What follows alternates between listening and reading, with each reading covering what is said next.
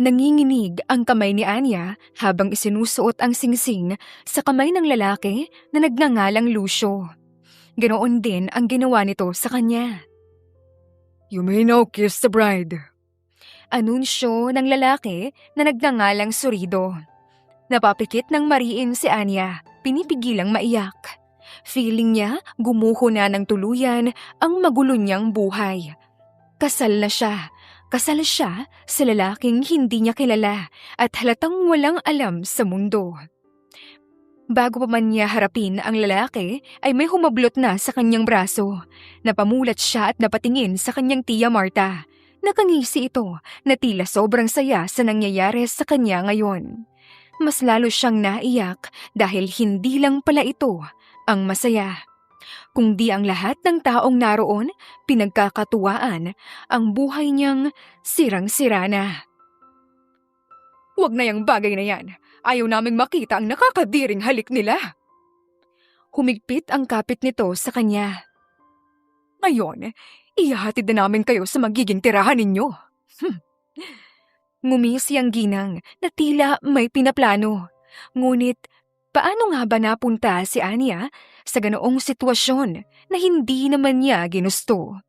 Bakit siya ipinangkasal sa isang lalaki at sa isang pulubi pa? Ito ang kuwento ng kanyang buhay. Sinabi ng gusto ko yun eh! Malakas na natumba si Anya sa sahig nang malakas siyang itinulak ng pinsan niyang si Rachel. Tumilapo ng hairpin na hawak niya. Agad yung nasira. Mangiyak-ngiyak niyang tiningnan yon. Kabibili lamang niya yon dahil ang gusto ng pinsan. Ngunit ayaw tanggapin ni Rachel dahil mumurahin iyon. Gusto ng pinsan niya yung mamahalin, ngunit hindi niya naman afford. Ni hindi nga siya makakain ng maayos para lang mabilhan ang kanyang pinsan. Marahan niyang nilingon si Rachel. Yan lang ang kaya kong ibigay, Rachel. Wala akong pakialam. Huwag na huwag mong ibibigay sa akin ng mga bagay na mumurahin lang. Dahil hindi yan bagay sa akin. Puno ng galit ang boses na saad nito. Kung sana sinabi mo lang na hindi mo kaya, hindi na sana ako nag-expect. Pero bakit nga ba ako nag-expect na mabibili mo yun? Hindi ba't wala ka namang matinong trabaho? Hindi ba't nagtitinda ka lang naman sa palengke? Para siyang tinarak ng paulit-ulit sa sinabi ng pinsan. Napayuko si Anya. Sobrang baba na ng tingin niya sa sarili. Pero palagi pa ring pinapamuka ng mga taong nakapaligid sa kanya. Alam naman niyang wala siyang pinag-aralan at hindi kalakihan ang perang kinikita niya. Ngunit malinis naman yon. Hindi mo naman kailangang sabihin yan. Hinang sabi ni Anya. Bakit? Nasasaktan ka ba? Sarkastikong tono ng boses ni Rachel. Anong nangyayari dito? Sabay na napatingin ang dalawa sa babaeng kararating lang, ang tiya Marta ni Anya. Mabilis na lumapit si Rachel sa ginang na tila ay nagsusumbong. Ma, si Anya, hindi niya binibigay ang gusto ko. Masamang tumingin sa kanya si Marta. Anong hindi niya binigay sa'yo? Sinabi ni Rachel ang kagustuhan nitong mamahaling bagay, kaya ang resulta, pinagalitan siya ng ginang. Pinagsasabihan siya nito ng kung ano-anong masasakit na salita. Pero nanatili siyang tahimik at nakayuko, tinatanggap ang lahat ng sakit.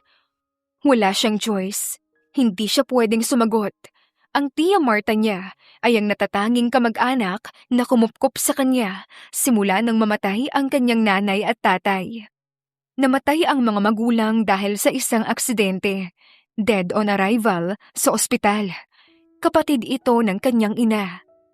Akala ni Anya noon na magiging maayos ang buhay niya sa poder nito, ngunit hindi. Gagawin pala siyang katulong. Mas malala pa yata sa katulong.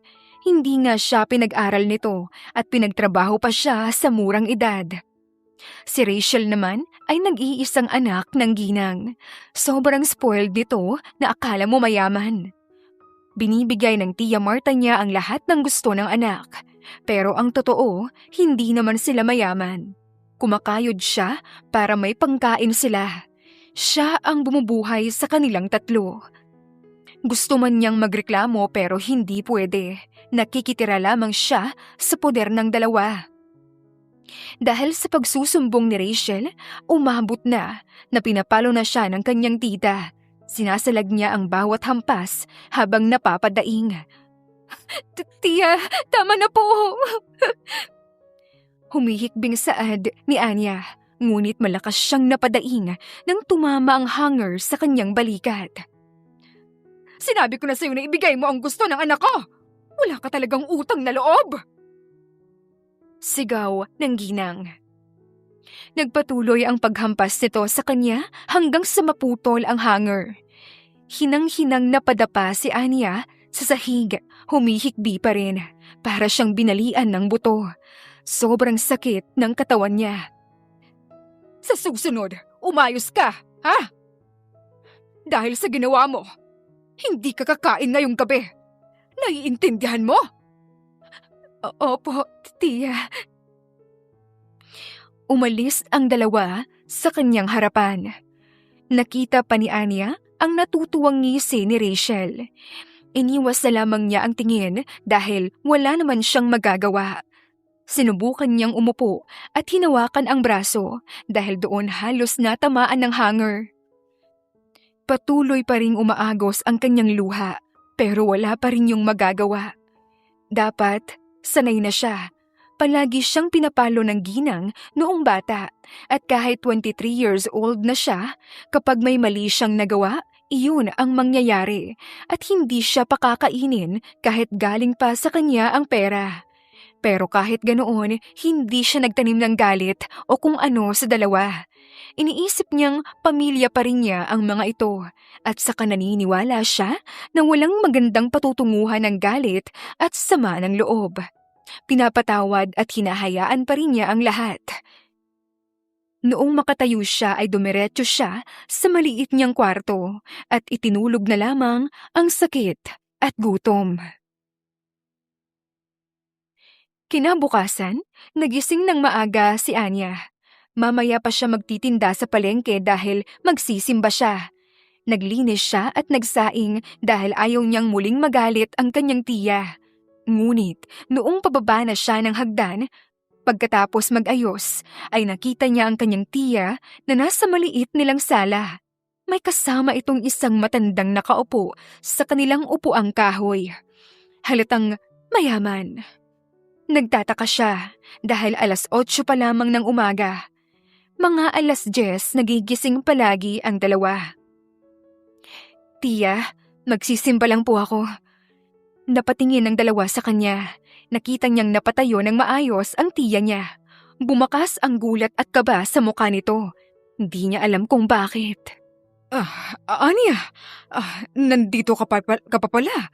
Akala ko'y nasa palengke ka na. Nagsalubong ang kanyang kilay. Linggo po ngayon, tiya. Magsisimba pa po ako eh. Sino po ang bisita natin? Tumikhim ang ginang. Ito nga pala si Don Gregorio. Nandito lang siya dahil may pag-uusapan kami. Tama, may pag-uusapan kami. Nagtataka man si Anya sa galaw ng kanyang tiya, lalo pa at parang hindi ito mapakali. Tumango na lamang siya. Pagbaling niya sa matanda ay nakatitig ito sa kanya. Yung titig, nakikilabutan ka. Tiningnan siya nito mula ulo hanggang paa. Habang kumikislap ang mga mata. Hindi maiwasang mapalunok si Anya. Tumaas ang kanyang balahibo at nakaramdam ng kakaunting takot. Sa tingin ng matanda, alam niya na agad ang iniisip nito. Ilang beses na iyong nangyari sa kanya. Hello, dear. Bati ng matanda. Ngumiti siya ng pilit. Ayaw niyang maging bastos, kaya't bumati siya pabalik. Hello po. Agad din naman siyang nagpaalam sa kanyang tiya dahil hindi niya gusto na manatili pa. Feeling niya, hinuhubaran siya ng matanda sa isip nito. Nakakakilabot. Inalis ni Anya iyon sa isipan at dumiretso sa simbahan. Pagkatapos magsimba, umuwi siya agad. At habang naglalakad siya palapit ng bahay, naisip niya ang matanda. Wala naman na yun siguro doon, di ba? Umalis naman na siguro yung matanda. Tanong niya sa isip, subalit, iyon ang akala niya. Dahil noong pagpasok pa lamang niya sa bahay, halos mapatalon siya sa gulat nang makita ang matanda na nakaupo pa rin sa kanilang upuan sa living room. Kasama pa rin nito ang tiya na todo asikaso. Nagsalubong agad ang kilay ni Anya. Ha? Ba't naroon pa rin yung matanda? Masyado bang importante ang pinag-uusapan ni na tiya? At umabot pa ng ganitong oras? Tanong niya sa isip. Napakagatlabi na lamang siya. Nagdadalawang isip siya kung papasok ba siya o ano. Masama pa rin ang kanyang pakiramdam sa matanda. Akmang tatalikod siya nang mapatingin sa kanya ang tiya. Mukhang hindi ito nagulat nang makita siya. Tila ba inaasahan siyang makauwi ng ganoong oras. Hindi niya tuloy na tuloy ang paglabas ng bahay. Oh, Anya, nandito ka na pala. Napatingin sa kanya ang matanda. Kumislap ang mata nito at bakas ang pamilyar na emosyon sa mata. Agad kinilabutan si Anya. Gusto niyang umatras pero hindi niya magawa. Nandito pa pala ang bisita mo, tiya. Ngumiti ang ginang. Oo, syempre. Halika na muna, Anya. Huwag ka na munang magtrabaho ngayon sa palengke. May pag-uusapan tayo. Wala siyang planong lumapit. May pakiramdam siya na hindi maganda ang sasabihin nito. Ngunit, noong tinawag siya nito ilang ulit, ay wala siyang takas. Sinamaan ba naman siya ng tingin ng kanyang tiya? Alam niyang kapag hindi siya lalapit, masasaktan na naman siya mamaya. Pagkalapit niya, ay pinaupo siya nito sa upuang kaharap ng dalawa. Malaki ang ngiti ng dalawa na parabang may masamang pinaplano. Mahigpit niyang pinaglapat ang dalawang kamay habang seryoso ang mukhang nakatingin sa mga ito. Ano po ba ang pag-uusapan natin? Umayos ng upo ang kanyang tiya Marta na may malaki pa ring ngiti. Anya, aking pamangkin, ilang taon ka na ulit? 23 po, tiya. Nakita ni Anya kung paanong ngumisi lalo ang matanda. Hanggang ngayon, hindi pa rin siya nito nilulubayan ng tingin. Gusto niyang umiwi pero pinipigilan niya ang sarili. Nasa tamang edad ka na pala, Anya. Mabuti. Napakabuti. Tuwang-tuwa ang ginang. Napakagatlabi si Anya. Malamang, hindi nito alam kung ilang taon na siya. Hindi kasi sineselebrate ang kanyang kaarawan. Mismong siya, halos makalimutan na kung kailan siya ipinanganak. Bakit niyo po naitanong, tiya? Malaki ka na, Anya. Pwede ka nang bumuo ng isang pamilya. Ano po ang ibig niyong sabihin? Ang ibig kong sabihin ay mag-asawa ka na. Hindi ka na bata at para na rin maging may pakinabang ka. Pero tiya, wala po akong nobyo at sinabi ko bang magnobyo ka? Ang sabi ko ay mag-asawa ka na. Wala siyang maintindihan sa sinasabi nito. Huwag kang mag-alala. May irereto ako. Itong si Don Gregorio, wala itong asawa. Mayaman at halatang mapagmahal. Sa kanya ka magpapakasal. Parang sasabog ang utak ni Anya sa sobrang bilis ng pangyayari. Nagulat din siya dahil hindi niya inaasahang ibubugaw siya ng kanyang tiya sa isang matandang mayaman. Hindi niya maiwasang makaramdam ng dismaya at takot. Tiya, ano bang sinasabi mo? Bata pa ho ako at ba't niyo po ako nirereto sa kanya? Anya, nasa edad ka na para mag-asawa. At saka, para may ambag ka naman dito. Ayaw mo nun? Mayaman itong si Don Gregorio. May bibigay niya ang lahat ng gusto mo. Mababago din ang buhay natin. Mukhang porsigido itong mapapayag siya. Pero hindi. Hindi niya gusto ang sinasabi nito. Natatakot siya at pakiramdam niya, ibinubugaw siya nito. Hindi niya maiwasang makaramdam ng pait dahil hindi pa ba sapat ang ginawa niyang paghihirap para buhayin ang dalawa. Ganyan na ba kababa ang tingin ng kanyang tiya sa kanya para gawin siyang paraan para guminhawa ang buhay nila? Tama ang sinabi ng iyong tiya, Anya. Napabaling ang tingin niya sa matanda. Ibibigay ko sa iyo ang lahat ng gusto mo. Magandang buhay. Magpakasal ka lang sa akin. Pumayag kang maging asawa ko. Naikuyom ni Ania ang kanyang kamao. Bakas sa mata ng matanda ang pagnanasa habang nakatingin sa buong katawan niya. Para siya nitong hinuhubaran. Gusto niyang yakapin ang sarili sa pandidiri. Ayaw niyang magpakasal sa matandang manyakis na nasa kanyang harapan. Umiling siya sa katumingin sa kanyang tiya. Hindi pa po ako handang mag-asawa, tiya. Marami pa po akong gustong gawin sa buhay. Ayoko pa pong magpakasal. Katulad ng expected ni Anya, agad na nagsalubong ang kilay ng ginang. Anong sinasabi mo? Na may pangarap kang aabutin, ha? Opo. Tumayo ang ginang saka siya nilapitan. Mahinang napadaing si Anya nang habulutin nito ang kanyang braso. Nagpaalam ang tiya sa matanda bago siya hinila palabas ng bahay. Anong sinasabi mong bata ka, ha? Anong pangarap? Wala kang pangarap. Ang isang katulad mo ay hindi pwedeng mangarap.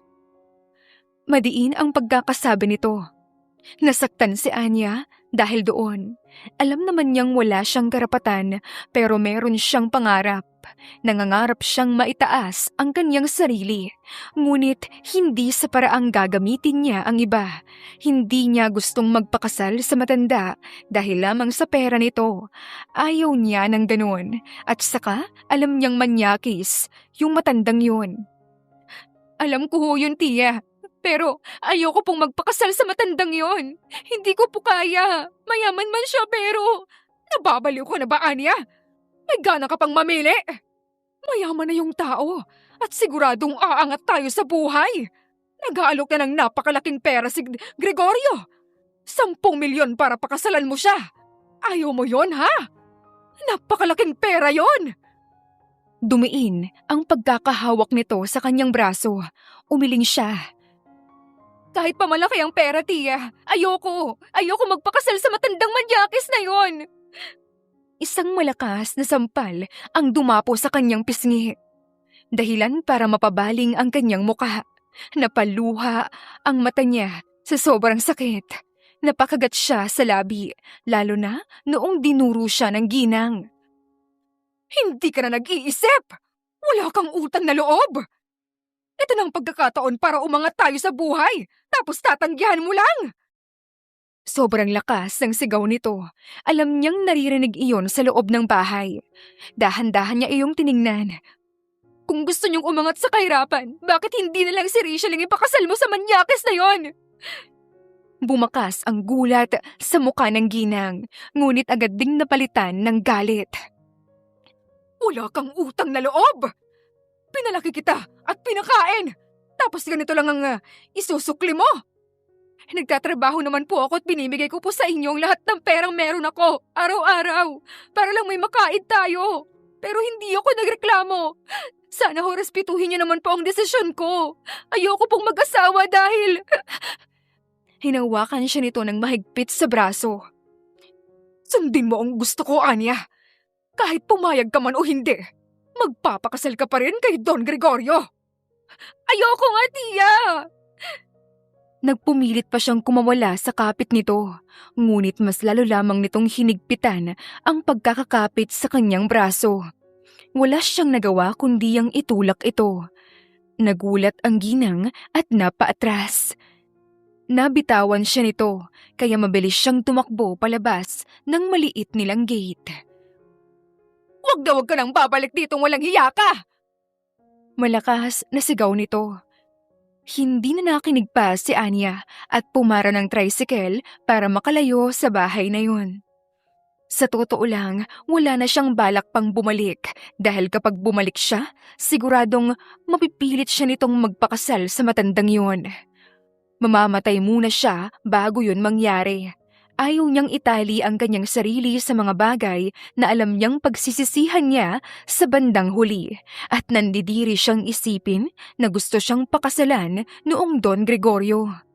Sa kanyang buong buhay kailanman hindi siya sumasagot ng ganoon sa kanyang tiya dahil takot siyang mapagalitan at masaktan.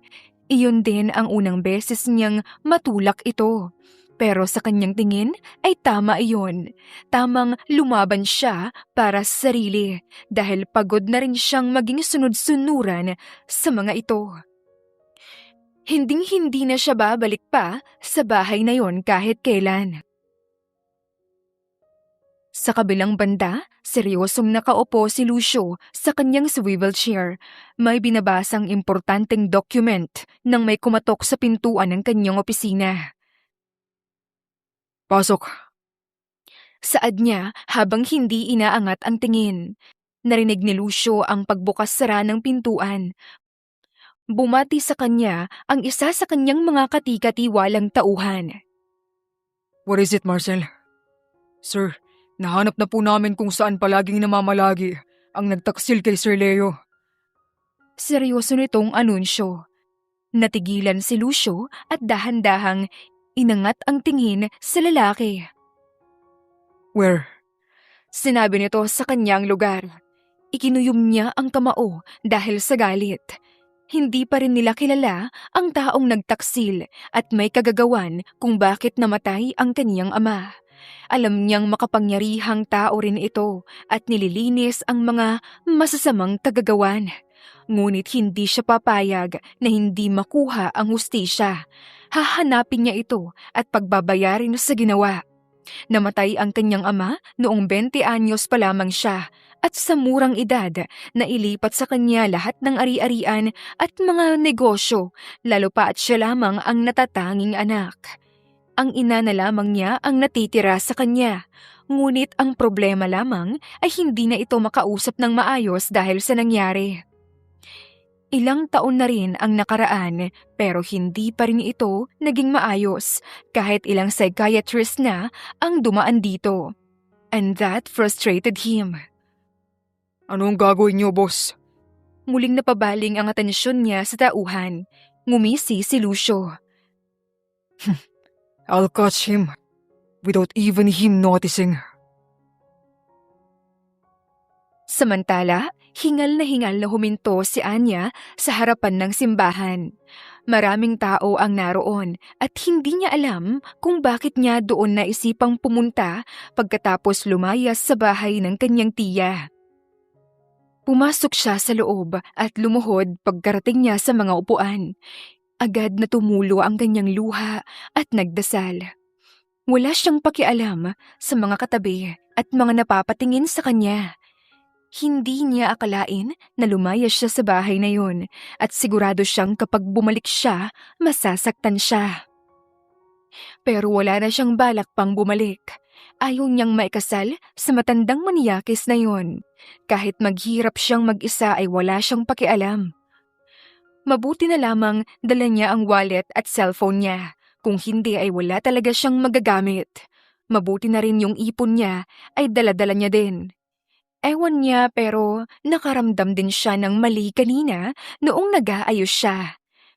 Pagkatapos niyang magdasal ay para siyang napatayan na lumabas ng simbahan. Tulala siya at walang pakialam kung nakakabangga na siya ng iba. Napapatingin ang ibang tao sa kanya, iniisip kung baliw ba o hindi.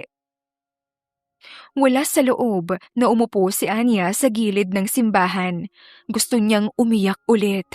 Hindi niya alam kung ano ang gagawin o kung saan siya pupunta. Wala siyang uuwian at titirhan.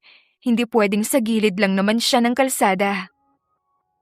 Napabaling ang kanyang tingin sa tabi niya nang may umupo roon. Agad nagsalubong ang kanyang kilay nang makita ang isang lalaking nakasuot pulubi at madungis. Pero hindi naman mukhang pulubi. Punit-punit ang suot nito at may grasa pa sa damit. Nakatsinelas lang din na halos lumampas na ang paa. Ngunit kahit na ganoon ay lumilitaw pa rin ang maputi nitong kutis. Hindi niya maiwasang mamangha sa itsura ng lalaki. Ito ang kauna-unahang nakakita siya ng pulubing mas mukha pang mayaman sa kanya. Napapansin din niya na napapatingin ang mga taong lumalagpas sa kanila. Tiningnan siya nito. Bakit? Pulubi ka ba talaga? Nanlaki ang mata ni Anya dahil hindi niya napigilang lumabas iyon sa kanyang bibig. Kumunot ang noo ng lalaki. Pinagsasabi mo, Wala. pahingi na lang ng parya dyan. Wala pa kasi akong kain. Nilahad nito ang kamay. Napalunok siya at tumingin sa kamay nito. Tumango-tango si Anya. Oo nga, pulubi nga ito. Nilabas niya ang wallet sa kabinigyan ito ng 20. Hindi ito nagpasalamat at iniwan siya roon. Napailing na lamang si Anya saka tumayo na. Dahil hindi niya alam kung saan pupunta, ay tumungo na lamang siya sa palengke para magtinda ng basahan. Kailangan niya pa rin kumita ng pera. 3 araw ng tila isang pulubi si Anya na natutulog sa loob ng mga tindahan sa palengke kapag nagsasara na ang may-ari. Wala siyang choice. Hindi niya alam kung saan siya titira. Mabuti na lang talaga ay hindi siya napagdiskitahan ng mga masasamang loob at mga pulubing nagnanakaw. Ngayon ay pang-4 na araw na niyang nagtitinda sa palengke nang walang ligo. Alam niyang nangangamoy siya pero kailangan niyang magtinda. Walang tumatanggap sa kanya kahit maligo lamang kahit saglit. Yung mga kilala niya sa palengke, tinalikuran siya na parabang hindi siya kilala. Habang sumisigaw siya sa gitna ng palengke, ay may biglang humablot sa kanyang buhok. Nabitawan niya ang mga basahang hawak at napasigaw sa sobrang sakit. Sobrang higpit nun. At talagang may gana ka pang magtinda pagkatapos mong hindi umuwi, ha? Malakas na sigaw ng kanyang tiya. Agad namang natakot si Anya dahil alam niyang hindi magiging maganda ang mangyayari. Lalo pa, sinasabunutan siya nito. Nagsitabihan ang mga tao at nanunood sa nangyayari. May nagsilabasan na rin ng mga cellphone at kinuhanan sila ng video. Tia, ano po ang ginagawa niyo?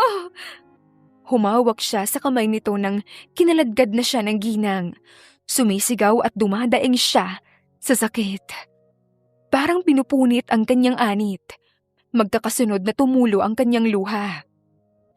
Tia, bitawan niyo po ako! Wala kang silbi! Anong karapatan mo maglayas, ha? Pagkatapos akong ipahiya kay Don Gregorio!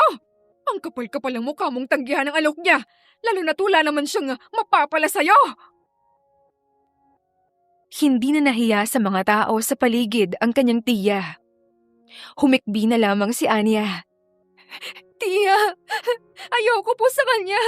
May pangarap pa ako. Kalokohan! Wala kang karapatang mangarap. Hindi ka dapat nangangarap sa hirap ng buhay natin. Putol nito sa kanya. Sinubukan pang magpumiglas ni Anya pero sobrang higpit ng pagkakasabunot nito sa kanya. Mas lalo siya nitong hinila papunta sa kung saan. Umiiyak lang siya ng umiiyak dahil wala siyang laban. Saan niyo po ako dadalhin, Tia?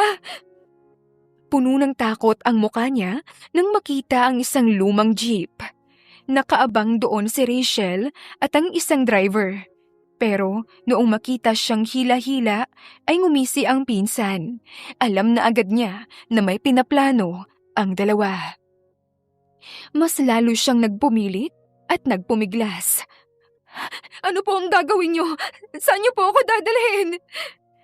Mahigpit na hinablot ni Rachel ang kanyang braso dahilan para mapadaing siya.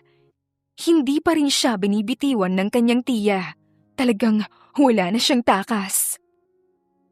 Since wala ka namang silbi, hindi pwedeng maging masaya ka. Kung ayaw mong bumalik sa bahay, sisiguraduhin naming maghihirap ka lalo. Nakangising sagot ni Rachel. Mas lalong natakot si Anya, ngunit hindi siya nakatakas pa nang sapilitan siyang isakay ng dalawa sa loob ng lumang jeep.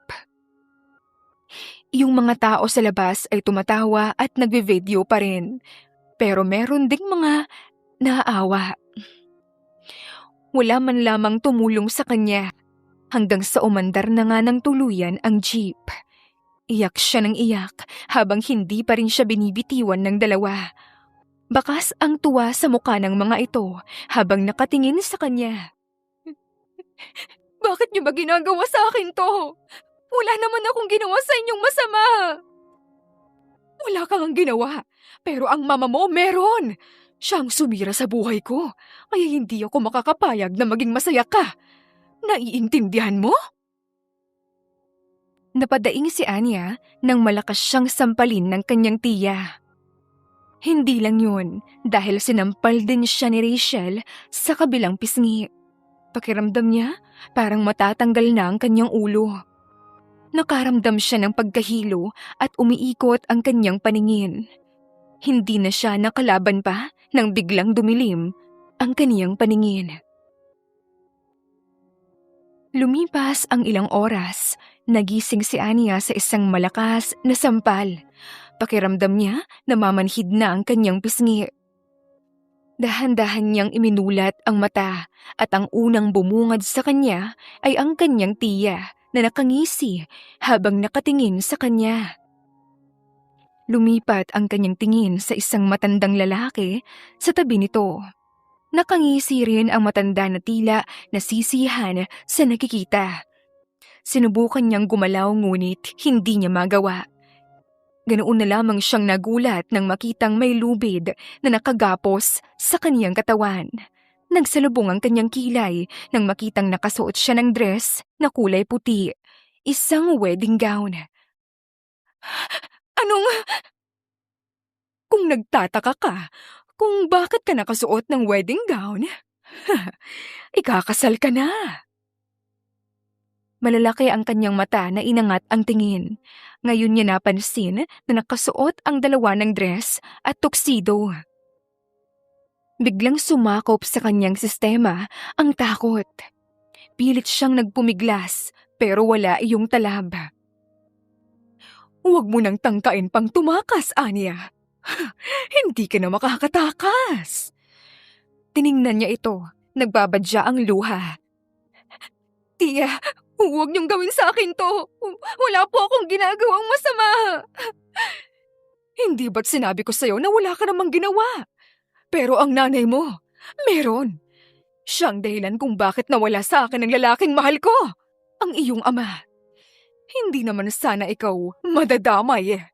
Pero lintik. Tumakas pa talaga sa akin ang walang hiyang babaeng yun. Naunang namatay.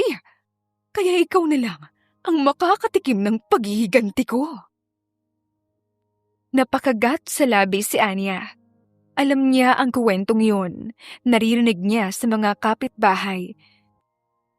Noong kabataan pa lamang ng dalawa, pareho nang nagkagusto ang kanyang tiya at ang kanyang ina sa iisang lalaki, ang kanyang ama. Ngunit gusto ng tatay niya ang nanay niya, kaya't nagkatuluyan ang dalawa. Alam niya na iba ang naging asawa ng kanyang tiya at iyon ang ama ni Rachel. Ngunit akala niya naka-move on na ito. Mukhang hindi pa pala. Magkakasunod na tumulo ang mga luha ni Anya.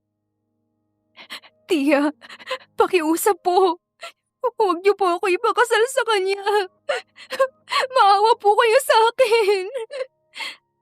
Tumawa ng malakas ang kanyang tiya. Sino nagsabing kay Don Gregorio ka ikakasal? Ha?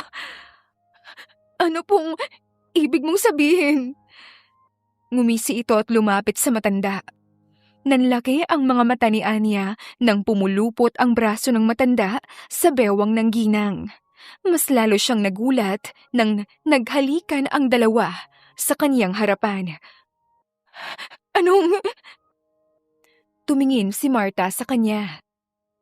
Hindi kita ipapakasal sa boyfriend ko, Anya. Dahil alam ko na wala rin naman siyang mapapala sa'yo.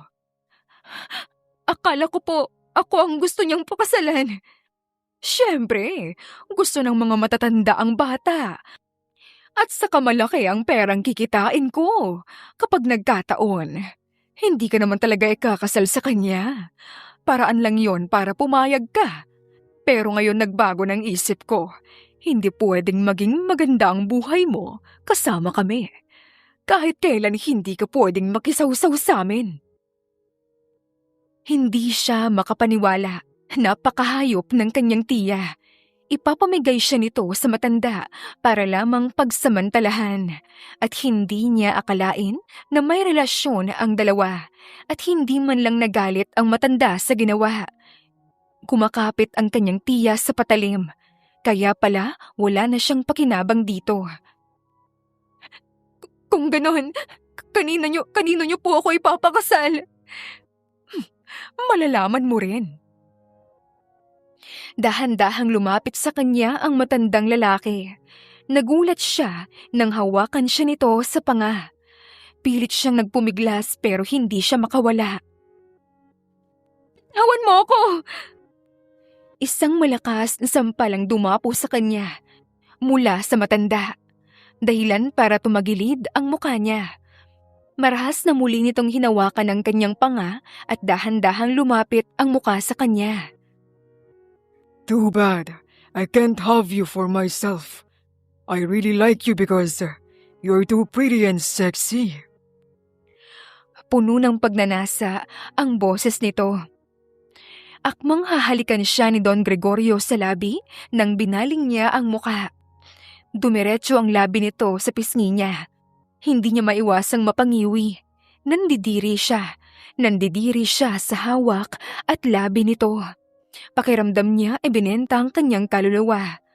Mas lalo lamang siyang umiyak nang makitang nakangisi ang kanyang tiya na para bang natutuwa ito sa nakikita. Gusto niyang makatakas. Pero paano? Wala siyang kilala na magliligtas sa kanya at lalong wala siyang takas sa lubid na nakapulupot sa kanya. Binitawan siya ng matandang lalaki at naglakad na papunta sa kanyang tiya. Boys? Dalhin niyo na ito. Nanlaki ang mga mata ni Anya nang biglang may mga lalaking nakaitim na pumasok sa silid. Ang isa ay may dalang itim na tela habang lumalapit sa kanya. Nataranta siya. Anong gagawin niyo? Lumayo kayo sa akin! Layo! Isang matinis na sigaw ang pinakawalan niya nang bigla siyang sinakluban sa ulo.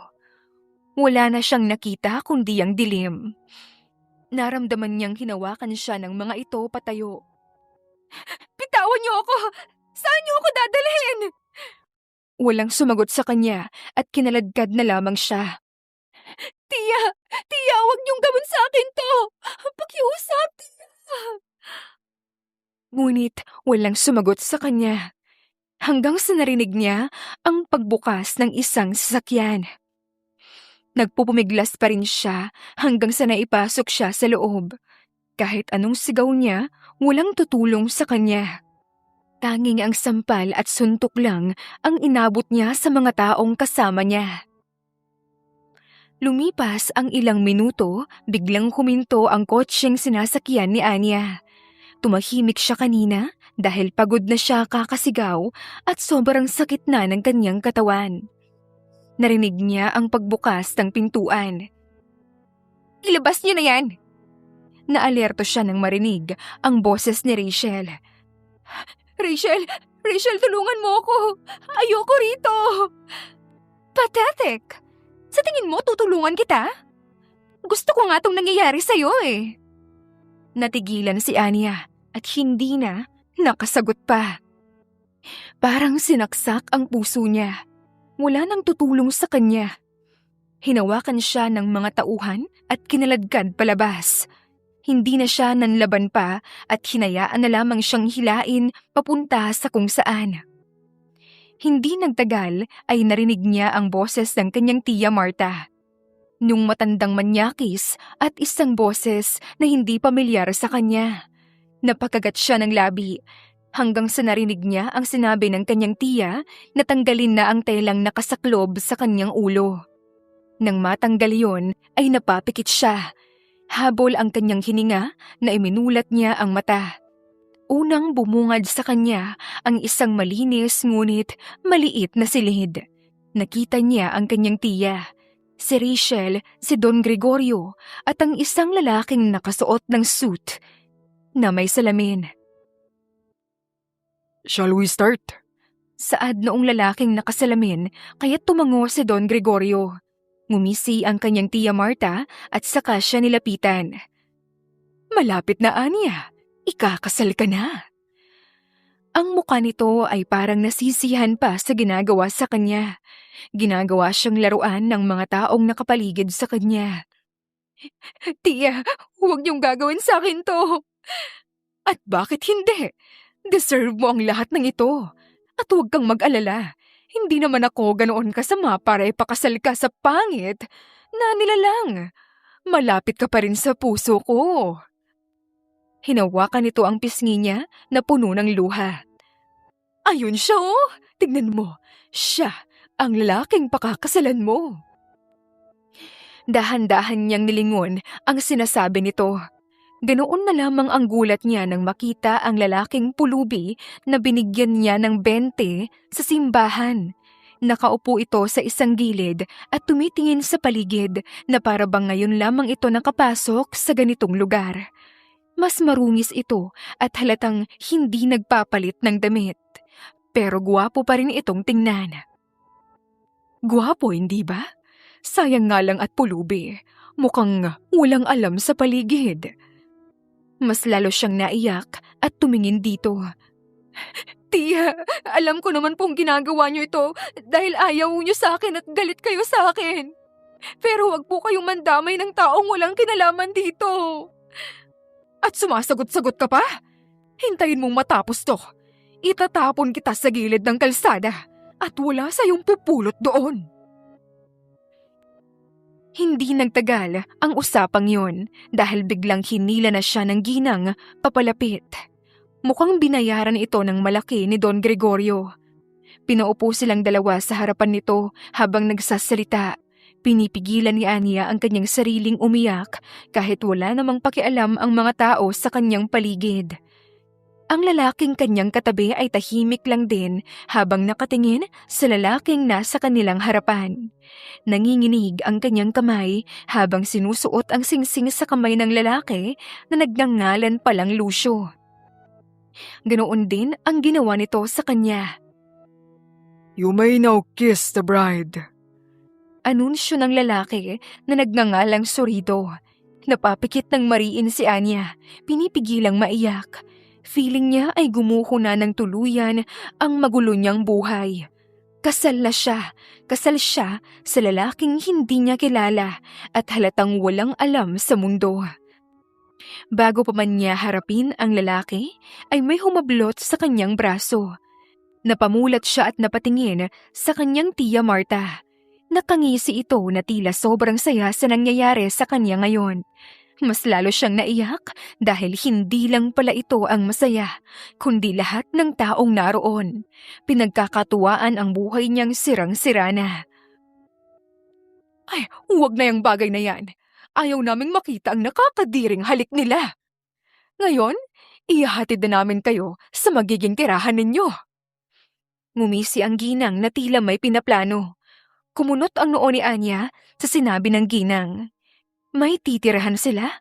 Ngunit imbes na matuwa siya, pakiramdam niya ay may hindi magandang plano ang ginang. Hindi siya nakapagsalita nang marahas siyang hilain ito palabas ng silid na yon. Sinubukan niyang magpumiglas ngunit sinigawan lamang siya ng ginang. Tumingin siya sa likuran at nakitang hila-hila ng mga tauhan ang pulubi. Hindi pa rin ito kumikibo at tila wala talagang alam sa nangyayari. Isinakay sila sa isang van. Nagsigaw si Anya pero agad din siyang natahimik ng isang baril ang tumutok sa kanya. Binantaan siya ng isa sa mga tauhan na kapag magsisigaw pa siya ay sasabog iyon sa kanyang bungo. Natakot si Anya at napilitang tumahimik. Natatakot siyang baka totohanin nito yon. Habang umaandar ang kotse, ay hindi niya maiwasang mapatingin sa kanyang katabi, ang lalaking pinakasal sa kanya. Tahimik pa rin ito at nakatingin sa harapan. Gusto niya itong kausapin pero pinili na lamang niyang hindi gawin. Hindi alam ni Anya kung saan siya dadalhin ng kanyang tiya Marta. Di niya alam kung anong klaseng lugar ang sinasabi nitong titirahan nila. Sa pagkakakilala niya rito, alam niyang hindi yun maganda at kinakabahan siya. Pagkalipas ng ilang minuto ay biglang huminto ang van. Kumunot ang noo ni Anya nang makitang nasa isang lugar sila na napupuno ng basura. Sobrang dumi ng paligid. Anong ginagawa natin dito? Imbes na sagutin siya ng mga tauhan, ay binuksan ng isa sa mga ito ang pintuan. Bumungad sa kanya si Rachel na nakangisi sa kanya. May masama talagang pinaplano ang mga ito. Ibaba sila! Nagsimulang muling magpumiglas si Anya nang habulutin ng isang tauhan ang kanyang braso. Ngunit sobrang lakas nito kaya't nahila siya palabas kasama ang pulubi. Nakaharap niya agad ang bruha niyang pinsan. Masama ang tingin niya rito. You're a married woman now, Anya. Masaya ka ba? Bagay kayo. 2 pulubi. Nakangising sambit nito. Pagbabayaran niyo ang ginawa niyong kasamaan sa akin. Kakarmahin din kayo. Talaga? Mukhang ikaw ang kinakarma ngayon eh. Sa'yo napunta lahat ng karamang ginawa sa'yo ng malandi mong nanay. Mukhang mas lalo siya nitong iniinis. Effective nga dahil gusto niya itong balatan ng buhay. Huwag na huwag mong pagsasabihan ng nanay ko ng ganyan. Hindi siya malandi. Whatever. Itapo na yung 2 yan. Utos niya sa mga tauhan. Agad na nataranta si Anya nang hinila na siya ng mga tauhan. Nagsigaw siya pero wala siyang magawa at walang nakinig sa kanya. Hanggang sa malakas siyang itinulak ng may hawak sa kanya dahilan para masubsob siya sa nagbubundukang mga basura. Ramdam niyang may bumagsak din sa kanyang tabi. Napadaing siya nang makaramdam siya ng hapdi sa kanyang tuhod. Noong tiningnan niya yon ay nakita niyang may sugat. Napaangat ang kanyang tingin nang makarinig ng magkakasunod na halakhak. Nakita niya ang 3 na natutuwang nakatingin sa kanya. Lalong bumababa ang kanyang nararamdaman. Feeling niya isa siyang basura. Hindi nagtagal, umalis na ang lahat. Naiwan silang 2 ng lalaki roon. Napayuko si Anya at magkakasunod na humikbi. Sobrang sakit ang kanyang damdamin. Hindi niya akalaing gagawin yon sa kanya ng mga taong malapit sa kanya. May dahan-dahang humawak sa kanyang balikat kaya't dahan-dahan niyang inangat ang ulo. Bumungad sa kanya ang lalaking pinakasal sa kanya ng kanyang tiya. Nakatingin ito sa kanya ng puno ng awa. Mapait siyang napangiti. Hindi niya akalain na may nararamdaman pala itong awa sa kanya. Pakiramdam niya tuloy ay mas kaawa-awa pa siya sa lalaki. It's okay. Everything is gonna be alright. Natigilan si Anya at kumunot ang noo. Mukhang marunong kang mag-English. Kahit kailan, hindi pa siya nakakasalamuhan ng palaboy na marunong mag-English. Sa pananalita pa lamang ng lalaki, sa tingin niya, sanay ito sa lengguwaheng iyon. Foreigner ba siya? Kung oo, halata naman eh. Pero bakit siya naging pulubi? Tipid na ngumiti ang lalaki. I'm sorry if this happens to you. Don't worry. I help you. Ngunit umiling si Anya. Hindi na kailangan. Wala naman akong uuwian. Eh di maghanap tayo ng bahay na uuwian natin. Natin? Ngumiti ang lalaki. Akala ba niya wala ito sa sarili? Mukhang nagpapanggap lamang ito kanina. Hindi ba't kinasal na tayo? That was legal. So meaning, I'm your husband now. Tutulungan kita sa lahat. Hindi niya mapigilang matawa. Sobrang bigat pa rin ng nararamdaman niya. Nawawala na siya ng pag-asa sa kanyang buhay. Paanong tutulungan? Pareho tayong walang pera. Walang trabaho. Wala rin tayong titirahan. Saan tayo pupunta? Walang magandang mangyayari. Huwag mong sabihin yan. I'll help you on everything. Huwag kang mawala ng pag-asa. Kinagat ni Anya ang labi. Feeling niya ay muli siyang maiiyak. Hinang-hina na rin siya. Saan tayo maghahanap ng pera? Tanging pagtitinda lamang ng basahan ang pinagkakakitaan ko eh. Hindi yun sapat para makahanap tayo ng apartment sa susunod na mga araw. Ngumiti muli ang lalaki na para bang may naisip itong solusyon. Ako nang bahala doon. But before that, I'm Lucio. Nilahad nito ang kamay sa kanya. Nagdadalawang isip man si Anya pero dahan-dahan din niya iyong tinanggap at nakipagkamay. Anya. Pagkalipas lamang ng ilang oras ay nakita na lamang ni Anya ang sarili na nakanganga habang nakatingin sa paligid. Nasa loob siya ngayon ng isang maliit na apartment. Hindi niya alam kung bakit ang bilis ni Lucio makakita ng apartment. Paano mo nakuha ang apartment na to? Agad niyang tanong ng matauhan. Akala ko pulubi siya. Bakit ang daming pera? Humarap sa kanya si Lucio nang may malaking ngiti, tila proud na proud. Kasi malaki ang naipon ko sa paglilimos. Hindi niya ito makapaniwalang tiningnan. Mukhang totoo nga ang sinasabi ng iba na mas malaki pa ang pera ng mga pulubi kaysa sa mga kumakayod sa trabaho. Hindi niya maiwasang mamangha. Naisip niya tuloy na manglimos na lamang din pero alam niyang hindi niya kaya yon. Mahiyain siya. Manglilimos ka na lang ba ulit? Ang ibig kong sabihin, magtitinda pa rin naman ako ng basahan, kaya matutulungan kita sa pagbayad ng upa rito. Kaya naitanong ko lang kung maglilimos ka pa rin ba? Agad na umiling si Lucio kaya't napahinga siya ng maluwag. Hindi na. I'll find a job tomorrow. Mabilis lang naman siguro. Kaya mo yan, Lucio. Ikaw pa. Pagkatapos ng usapang yun, pareho silang naglinis ng katawan. Nauna siya bago ang lalaki. At pagkatapos ay sabay na silang kumain. Kahit isang ulam lamang at kain ang kanilang pinagsaluhan, galing karinderya, pareho silang masaya. Hindi inaakala ni Anya na may taong binigay sa kanya upang tulungan siya sa pagkakataong iyon sa buhay niya. At hindi siya makapaniwalang may asawa na siya. Dapat ay magalit ang kanyang tiya sa ginawang pagpapakasal nito sa kanya sa isang taong hindi niya kilala at hindi niya mahal. Ngunit habang nakakausap niya si Lucio ay hindi niya magawa na magalit. Pakiramdam niya ay sobrang bait ng lalaki na nasa kanyang harapan.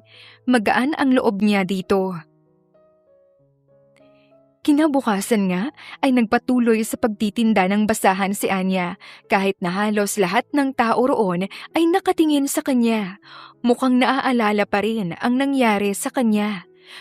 Pero laking gulat niya nang mabilis maubos ang kanyang paninda. Yung iba pa ay may sinasabing magagandang salita sa kanya na parabang may maganda siyang ginawa.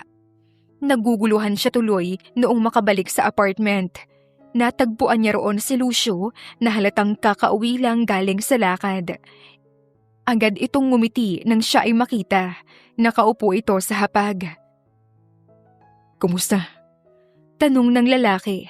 Napabuntong hininga si Anya saka umupo sa harap nito. Ngumiti siya. Okay naman, pero nakapagtataka. Bakit? Ang mga tao roon ay biglang naging mabait. Naubos nga lahat ng paninda ko eh. Nagtaka rin si Lucio ngunit ngumiti. Mukhang sangayon ngayon sa'yo ang mundo. Hindi napigilan ni Anya na matawa. Kailan pa naging sang-ayon sa kanya ang mundo? Mukhang pinapaasa na naman siya. Ikaw, kumusta naman ang paghahanap mo ng trabaho? May nahanap ka ba? Ngumiti ang lalaki saka tumango. Mukhang masaya ito. Maayos. Natanggap ako sa isang construction site. May magiging trabaho na ako. Salamat sa Diyos. Hindi maiwasang mapangiti ni Anya. Mukhang sumasang-ayon din naman sa lalaki ang mundo. Hindi mabilis makahanap ng trabaho sa panahon ngayon. Wala ngang tumatanggap sa kanya kaya't napakaswerte ni Lucio na nakahanap kaagad. Lumipas ang mga araw at linggo ay naging magaan ang takbo ng buhay ni Anya. Hindi man kasing ganda ng inaakala ng iba pero mas maganda at magaan kaysa sa buhay niya sa poder ng kanyang tiya. Walang sumisigaw sa kanya at walang nananakit sa kanya at lalo sa lahat walang naguutos sa kanya kahit pagod na siya. Hindi inaakala ni Anya na magiging ganoon ka-peaceful ang kaniyang buhay. Parang nawala ang lahat ng sakit at bigat na kaniyang nararamdaman. Sa mga nagdaang linggong iyon ay naging malapit silang dalawa ni Lucio. Palagi itong nariyan para kausapin at patawanin siya.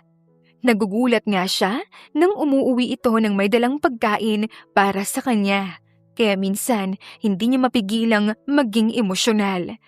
Sa tanang buhay niya ay walang gumawa noon sa kanya, maliban na lang noong nabubuhay pa ang kanyang ina.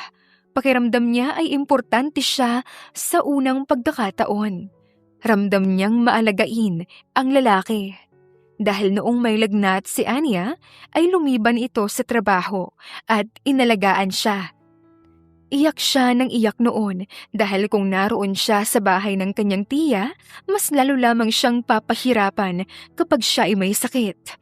Kaya't pakiramdam niya ay hindi niya deserve alagaan. Ngunit sinabi ni Lucio sa kanya na deserve niyang alagaan at mahalin. Mas lalo lamang siyang umiyak. Hindi alam ni Anya na unti-unti na palang nahuhulog ang loob niya sa lalaki. Unti-unti siyang nakaramdam ng kakaibang pakiramdam para rito. Ngunit hindi niya alam na ganoon din pala si Lucio. Isang araw ay may kumatok sa kanilang apartment. Akala ni Anya si Lucio yun, kaya't nagmamadali siyang lumapit sa pintuan. Ngunit noong pagbukas niya, tila nawalan siya ng dugo sa muka nang makita ang pagmumuka ni Rachel. Nakangisi ito sa kanya. Napaatras sa kaba at takot si Anya. Rachel? So, totoo nga ang balita na nakatira ka na ngayon sa isang apartment kasama ang pulubi mong asawa. Anong ginagawa mo rito, Rachel? Humakbang pa ito kaya't napaatras muli si Anya. Natatakot siyang baka kung ano ang gawin nito sa kanya. Muling ngumisi ang babae nang makita ang kanyang reaksyon. Nandito ako para pagbayarin ka sa lahat ng atrasong meron ang nanay mo sa nanay ko. Mukhang maayos naman ang buhay mo rito Hindi ako makakapayag. Hindi pwede. Mas lalong natakot si Anya. Mukhang may pinaplano itong masama. Ano ang kailangan mo? Mukhang natuwa ito sa kanyang tanong. Nilahad ng pinsan ng kamay na parang may gustong kunin sa kanya. Pera. Bigyan mo kami ng pera. Pero Rachel, wala akong pera. Sinungaling. Huwag kang sumigaw. Sisigaw ako kung gusto ko, Anya. Bibigyan mo kami ng pera ni Mama ngayon din. Para naman pambawi sa pagpapatira at pag-aalaga namin sa'yo. Umiling siya at lumunok. Hindi niyo naman ako inalagaan noon At saka binigay ko naman sa inyo lahat ng kinikita ko Hindi ko na kailangan pang magbigay sa inyo dahil sa ginawa niyo sa akin. Bumakas ang gulat sa mukha ni Rachel. Mukhang hindi inaasahan ang kanyang isasagot. Ngunit agad din yung napalitan ng galit. At talagang sinasagot mo pa ako ng ganyan? Wala ka talagang utang na loob! Isang malakas na sampal ang tumama sa kanyang pisngi, dahilan para mapaupo siya sa sahig. Para siyang nabingi sa sobrang lakas na yon. Namanhid ang kanyang pisngi. Naluluha niya itong inangat ng tingin.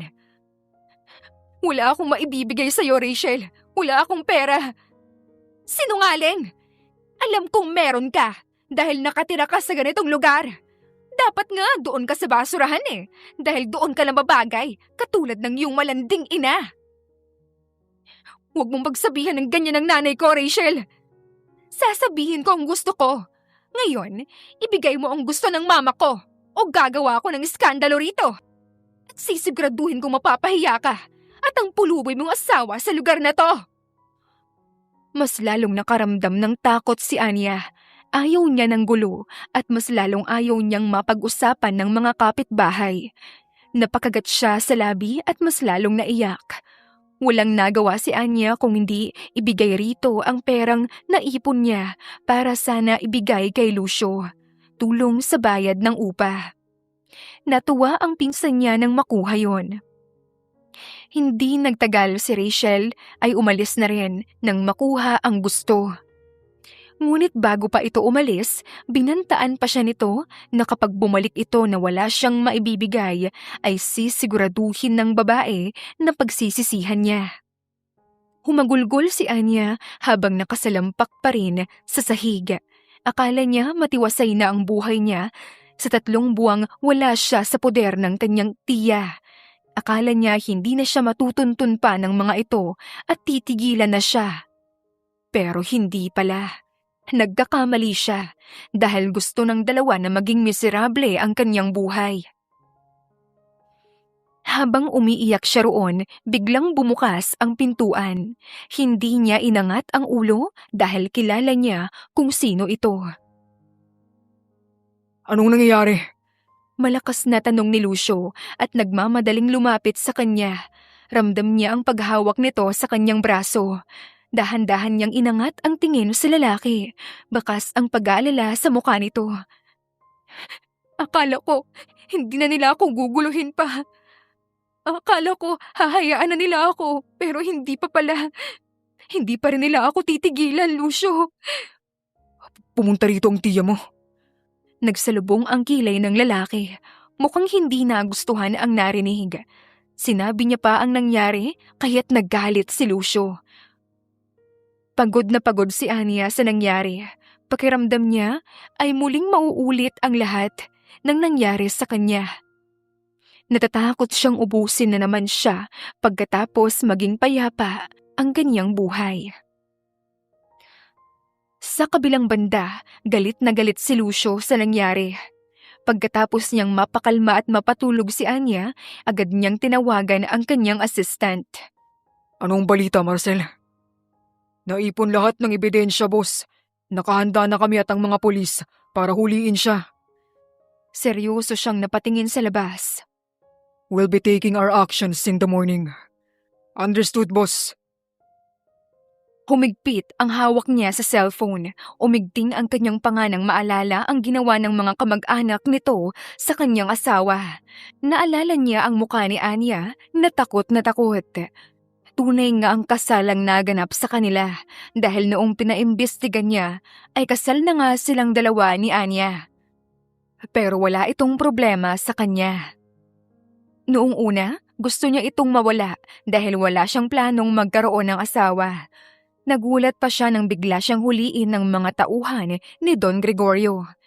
Pero imbes na magpumiglas siya, hinayaan niya. Sinigurado niyang iisipin ng mga ito na wala siya sa katinuan. Ginawa niya yun para mag-imbestiga. Sa loob ng 3 buwang pagsasama nilang dalawa ni Anya ay hindi niya mapigilang mahulog ang loob rito. Isa ito sa pinakamagaan at maalagang babaeng nakilala niya. At sobrang hirap pigilan ng sarili na hindi mahulog rito. Hindi niya na kaya pang makita ang asawa niyang nasasaktan. At dahil sa nangyari kanina, mukhang hindi na niya mapipigilan pa ang sariling maghiganti sa lahat ng taong nanakit sa asawa niya.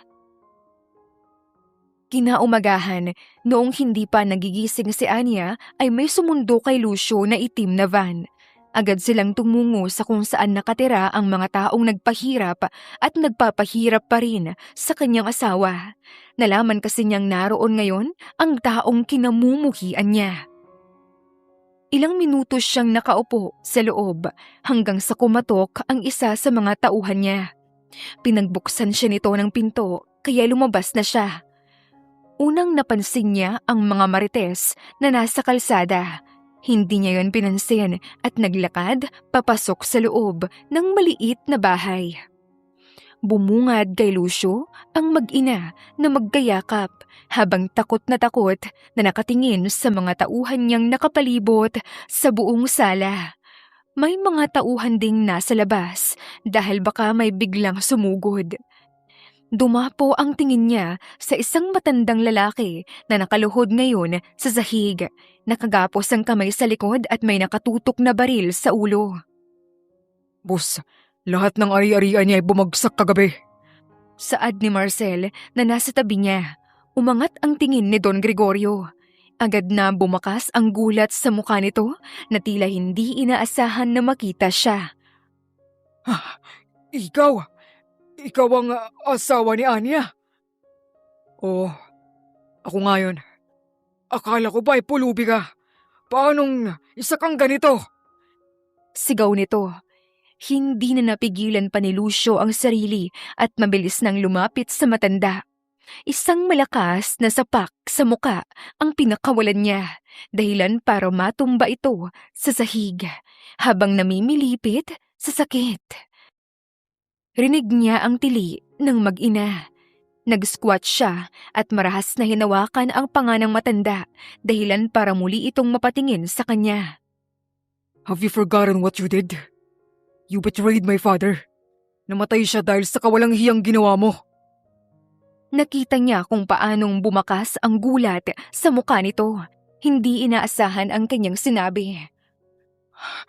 Ikaw ang anak ni Leo. Halos hindi na ito makagalaw. Tumaas ang gilid ng labi ni Lucio. Glad you finally remembered. My family ruined because of you. Matagal na kitang hinahanap. Dito lang pala kita makikita. Naimbestigahan niya na marami itong illegal na businesses. May kaso din siyang human trafficking at illegal gambling. Na-confirm yon ng mga tauhan niyang kunwari ay customer doon. Ngayon ay wala na itong takas. Nagsimulang magpumiglas ang matanda ngunit agad itong hinawakan ng dalawang tauhan niya. Hindi akong dahilan ng pagkamatay ng ama mo. Di ako. Nonsense. I already know you're the mastermind. Akala mo matatakasan mo ako? Think again, Don Gregorio. Alam na hindi yun ang tanging dahilan kung bakit ka ngayon nahuli. You were running illegal things. No, nagkakamali ka. Say that to the court. I will make sure you will rot in jail. Hindi ka na makakalabas. Tiningnan niya ang mga tauhan. Take him out. We're leaving. Mas lalong sumigaw at nagpumiglas ang matanda, ngunit mas malakas ang kanyang tauhan. Hinila ng dalawa ang lalaki palabas ng bahay. Akmang susunod si Lucio nang dumapo ang kanyang tingin sa mag-inang takot na nakatingin sa kanya. Lumamig ang kanyang tingin sa mga ito. Stay away from my wife. Kung ayaw niyong mangyari rin sa inyo, ang nangyari sa lalaking yun. Mabilis na nagsitanguan ang dalawa. Takot na takot. Tumalikod si Lucio at naglakad palabas. Ngayon ay ang asawa naman niya ang kanyang pupuntahan. Nakaawang ang bibig ngayon ni Anya habang nakatingin sa lalaking nakaupo sa kanyang harapan. Nagising siya nang wala ito. Akala niya ay nasa trabaho si Lucio pero nagulat siya nang biglang may humintong 3 itim na van sa harapan ng kanilang apartment. Akala niya may kikidnap na naman sa kanya. Kung hindi lang niya nakita si Lucio na lumabas sa isa sa mga yon. Ngunit nagtaka rin dahil kakaiba ang ayos ng asawa. Nakasuot ito na parang isang businessman, isang mayamang tao. May mga nakaitim pang mga lalaki ang lumabas na parang tauhan. Nasa kulungan na si Don Gregorio. Basag ni Lucio sa katahimikan nilang dalawa. Mas lalong napanganga si Anya sa sobrang gulat. Bakit? Ano ang nangyari? He is running illegal businesses. And what he did to you. At deserve niyang mabulok sa kulungan habang buhay. Ikaw ang may gawa nun sa kanya? Hindi sumagot si Lucio at nanatiling nakatingin sa kanya. Hindi mo naman kailangan gawin yun. He is also the reason why my dad died. Kaya kailangan kong gawin yun. I can't let that jerk ruin anyone's lives. At sa mga negosyong meron siya. Kinagat ni Anya ang labi at napatangu-tango. Sinuri niya ang itsura ng lalaki. Kahit hindi sabihin ng asawa, alam niya kung ano ang nangyayari. Hindi siya tanga. Narealize niya kung paano ito gumalaw at manalita. Halatang galing sa marangyang pamilya. So, isa kang mayaman? Tumitig ng malalim si Lucio sa kanya na tila hinahalungkat ang kanyang buong pagkatao. Gusto niyang umiwas ng tingin pero hindi niya magawa. Yes. Doon na siya napaiwas ng tingin at yumuko. Kung ganoon ay mayaman nga ang kanyang asawa. Ngunit hindi siya nakaramdam ng saya o kung anumang tuwa. Disappointed siya. Akala niya ay katulad niya lang itong lumaki sa hirap at nagkakaintindihan na sila. Ang totoo pala, isa itong nagpanggap lamang na mahirap. Kung ganoon, iyon ang misyon mo kaya ka nagpanggap na pulubi? Tumango lamang si Lucio. Napangiti naman ng mapait si Anya at tumangu-tango rin. Tiningnan niyang muli si Lucio. Kung ganoon, aalis ka na? Uuwi ka na ba sa tunay mong tahanan? Hindi napigilan ni Anya ang paggirot ng kanyang dibdib. Akala niya makakasama niya ito hanggang sa pagdanda. Umaasa siyang dahil mahal niya na ito, akala niya ay may nararamdaman na rin ito sa kanya. Mukhang nagkakamali siya roon. Yes. Ngumiti siya ng pilit at pinipigilan ang luhang nagbabadya sa kanyang mata. Mag-enjoy ka. Proud ako sa nagawa mo. Proud akong nagawa mo ang kailangan mong gawin. Bago pa tumulo ang luha, sa harapan nito ay tumayo na siya at naglakad papasok sa maliit nilang kusina. Pero bago pa man mangyari yon, ay may yumakap na sa kanya mula sa likod. Napahinto si Anya, gulat sa nangyari. Anya. Magkakasunod na tumulo ang kanyang luha. Mahirap pala talaga ang magmahal. Akala niya ay sobrang dali lang nun kasi masaya. Pero iba pa rin talaga kapag malalaman mo ang katotohanan. May hinala na siya noon kaso binaliwala lamang niya. Anya, you're my wife. Tinakpan niya ang bibig para hindi lumabas ang hikbi. I know that it was fast for us to feel this way. But I like you. I have feelings for you. Natigilan na si Anya. Hindi inaasahang sabihin iyon ng asawa. Akala niya, asyumera lang siya pero totoo pala. Pareho silang may nararamdaman para sa isa't isa. Lucio, Babalik ako sa buhay na meron ako. But I will not live without you. You're my life now. You're my wife. Isasama kita sa lahat ng magandang buhay na meron ako. You deserve everything.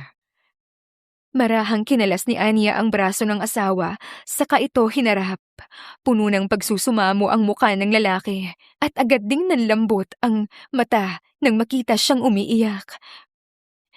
Hindi ka ba nagsisising pinakasal tayo sa maling paraan? Hinayaan mo lang kahit may lakas kang tumanggi at iwanan ako noon. Ngumiti si Lucio, saka marahang hinawakan ang pisngi at pinunasan ang kaniyang luha. Tiningnan din siya nito sa mata. Kailanman, hindi ako nagsising kinasal sa'yo, Anya. Nung oras na ikakasal tayo, alam kong wala akong kawala roon. Pero alam ko na may isang tao na kailangan kong alagaan. I never thought I will love you every single day when I am with you. You're the most precious thing I cherish now. Mas lalo siyang napaiyak sa sinabi ni Lucio. Parang sasabog na ang puso ni Anya sa sobrang lakas ng pagkabog nito. Gusto rin kita, Lucio. Gustong-gusto kita. Napakagat sa labi ang asawa at lumiwanag ang mata. Sa kislap ng mata nito, halatang masaya ito sa narinig. Hinapit siya ni Lucio at nilapat ang labi sa kanyang noo. Napapikit si Anya. I'll be by your side, love. Sumama ka sa akin. Tumangutango si Anya at niyakap ng mahigpit si Lucio. Sobrang saya ng kanyang puso. Lumipas ang mga araw na natili pa rin si Anya sa kanilang apartment. Nagpaalam siya kay Lucio na manatili roon ng 1 linggo dahil siguradong mamimiss niya ang buhay nila roon. Pumayag naman ang lalaki at nanatili ito para sa kanya. Ngunit isang araw, nagising na lamang si Anya nang makarinig ng sigawan. Agad niyang naamoy na parang may nasusunog. Pakiramdam niya ay sobrang init. At noong iminulat niya ang kanyang mata, nagulat siya nang makitang napapalibutan siya ng apoy. Nasusunog ang buong apartment. Bigla siyang nakaramdam ng takot dahil siya lamang mag-isa roon. Nasa business meeting si Lucio. Nataranta si Anya dahil hindi man lang niya iyon napansin. Tumayo siya sa kama at sinubukang lumabas sa kwarto. Pero bago pa siya makalabas, ay may nag-aapoy nang bumagsak sa kanyang daraanan. Napaatras siya. Tinakpan niya ang ilong at magkakasunod na napaubo. Lumalakas ang apoy at kumakapal ang itim na usok. Halos hindi na siya makahinga. Sinubukan niyang maghanap ng daanan, ngunit na-stuck siya sa loob.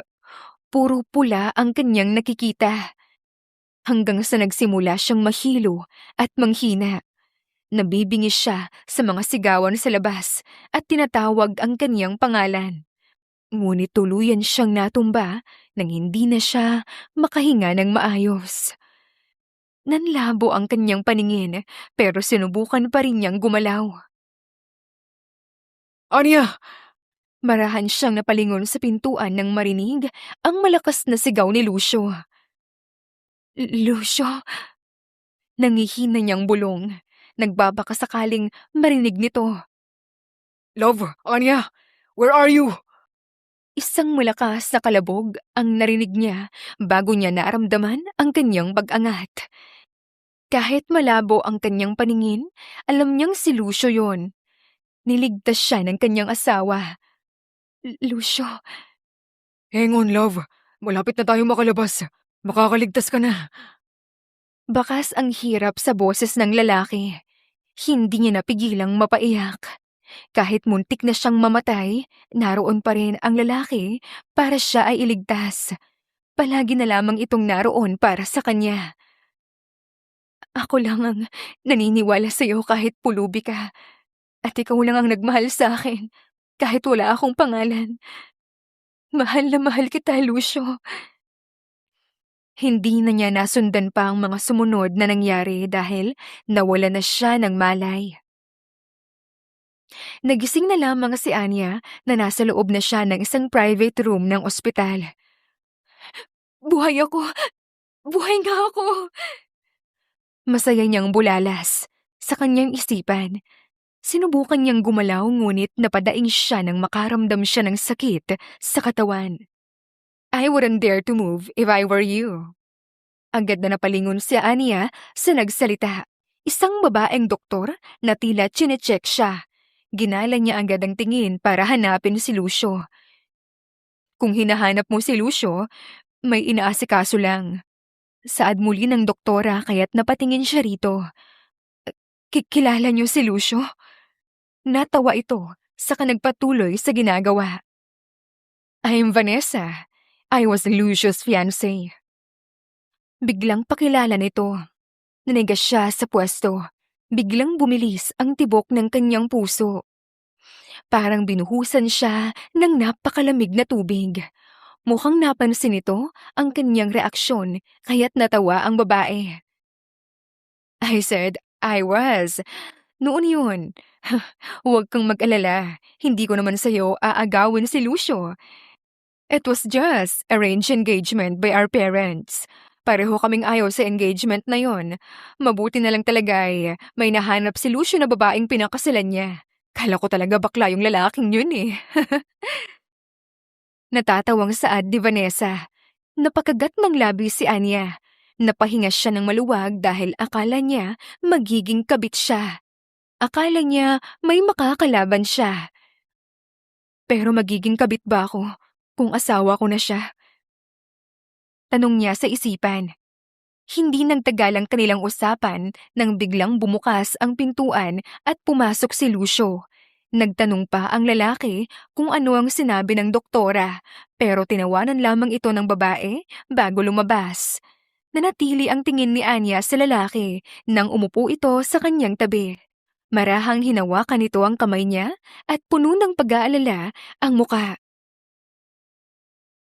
How are you feeling? Okay lang ako. Salamat sa pagligtas sa akin, Lucio. Napapikit ang lalaki sa kahinagkan ang kanyang kamay. Tila napahinga ito ng maluwag. Damn, I was so scared. Akala ko mawawala ka na sa akin. Akala ko iiwanan mo na ako. Kung hindi dahil sa'yo, wala na ako, Lucio. Utang ko ang buhay ko sa'yo. Umiling si Lucio. Hindi mo utang sa akin ang buhay mo, love. I'm your husband. It's my duty to save you. You're my other half. Hinding-hindi ko hayaan na may mangyari sa'yo ulit. Hinding-hindi na. I've already took care of everything. Bakit? Saan ka ba nanggaling?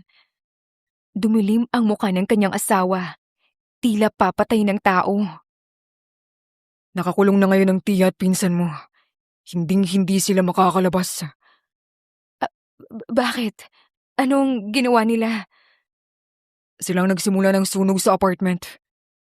They intended to kill you, to burn you. Parang may sumaksak sa puso ni Anya. Hindi niya akalain na gagawin yun ng pamilyang iniingatan niya. Ang pamilya na palagi niyang pinapatawad. Hanggang ngayon, hindi pa rin talaga siya tinuturing na kamag-anak ng mga ito. Masakit iyon para sa kanya. Hinawakan ni Lucio ang pisngi niya kaya't napatingin siya rito. Don't worry. They will never hurt you anymore. No one will ever hurt you again. I promise you that. They deserve to be in jail. Ngumiti siya sa lalaki at hinawakan ang palad nito sa kanyang pisngi. Siguro nga ay deserve ng 3 sa kulungan. Sobrang lalim ang ginawa ng mga ito at kailangan iyong pagsisihan. Muntik na siyang mamatay. Everything is going to be fine. Okay? Takot na takot ako, Anya. Akala ko mawawala ka na sa akin. I thought you will leave me. Buhay ako, Lucio. Nandito ako sa harapan mo. Then marry me again, love. Please, marry me again. Nagulat si Anya nang may ilabas na singsing si Lucio at pinakita sa kanya. Isa iyong diamond ring at alam niyang mahal yon. Lucio, ang ganda. Mahal na mahal kita, Anya. I promise. I'll stay by your side until we both die. Please marry me again, love. Tinitigan niya ito sa muka at hindi mapigilang mapaiyak. Akala talaga niya wala nang magmamahal sa kanya, pero nasa harapan niya ngayon ang lalaki. Ang lalaking handang ibuwis ang buhay para sa kanya. Oo naman, Lucio. Pakakasalan ulit kita. Sa pagkakataong ito, pareho na tayong mahal na mahal ang isa't isa. Pagkalipas ang ilang buwan, naging maayos si Anya. Nakalabas na rin siya ng ospital dahil tuluyan ng naghilom ang lapnos na natamo niya sa insidente. Tumira siya sa mansyon kasama si Lucio. Halos lumuwa na nga ang mga mata niya sa sobrang pagkamangha. Hindi niya inaasahan na makakatira siya sa isang mansyon na aakalaing isang palasyo. Pagkalipas din ng 3 buwan ay muli silang nagpakasal ni Lucio. Ginanap iyon sa London. Maraming tao ang naroon. Halos mga business person at mga kaibigan ni Lucio. Sobrang saya ng kanilang buhay at tuluyang naging payapa na hindi niya inaakalang mangyayari pa sa kanya. Hindi niya pinangarap na maging marangya ang kanyang buhay, pero kusa iyong binigay sa kanya ng lalaki. Mahal na mahal talaga siya nito. Sa buhay, hindi palaging nasa itaas o nasa ibaba ka. Kaya pahalagahan ang mga simpleng bagay na meron tayo. Dahil hindi natin alam kung kailan iyon magtatagal. Dahil sa buhay,